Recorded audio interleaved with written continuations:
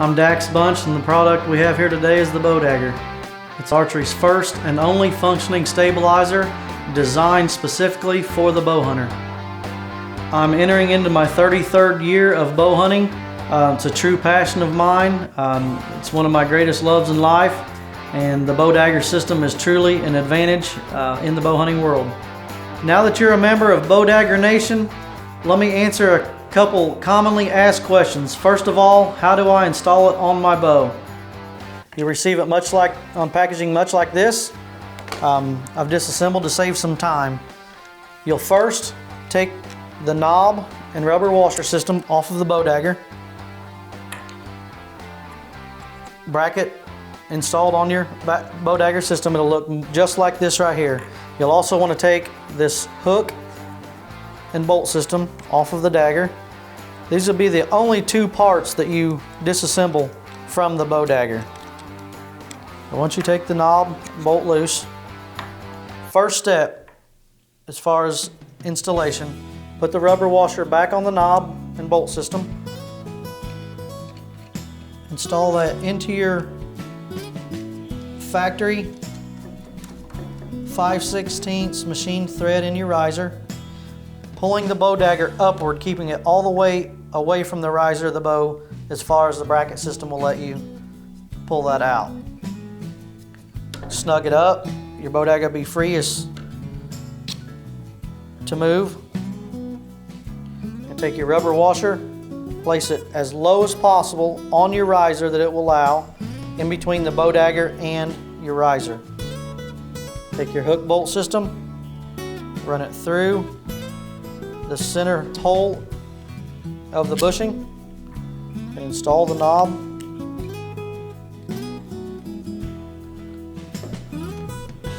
Just snugging these knobs up to hold the BowDagger in place, because you're going to want to move for proper alignment and adjustment. That simple. The BowDagger's on your bow. Our goal is to keep everything parallel. We balance in counterbalance effect with parallel form and pendulum effect at the bottom of your bow. So keep this parallel with your string system, perfectly in line, which that's really close already, and then parallel this way, which you can see also is very parallel with your riser system. Always a little clearance here. Tighten this up. As you can see, we've hooked the back of the riser with the hook bolt system as low on the riser as we can get it. We're going to keep this adjustment where it's at and go ahead and tighten it up, because everything has remained very parallel. And that's it, folks, as far as the adjustment, parallel this way and parallel this way. Now, step 2, always keep your cam saver step peg adjusted 1 inch below your bottom cam. So you can see this peg is up high on the cam. So if we was to put this in the dirt, your cam would hit the dirt. So we're going to loosen this back up a little bit, and we'll loosen this knob up, and we'll move the BowDagger down to where an easy gauge is to put your step peg on a tabletop and just keep your bow vertical and swing it around. And you can see we've got about 1 inch clearance. If you want to give yourself 1.5 inches or so, that's even fine too. Just don't go real far. It's not necessary to exceed 2 inches for sure. Keep that about inch and a half below your bottom cam. And that's it. After you tighten these back up, ensure everything is still parallel, which it is. That's proper installation of your BowDagger on your bow. Now, I want to touch on a couple key situations. Every riser on every bow is a little different. You may have to take, if these knobs are too close together, you may have to take this knob off.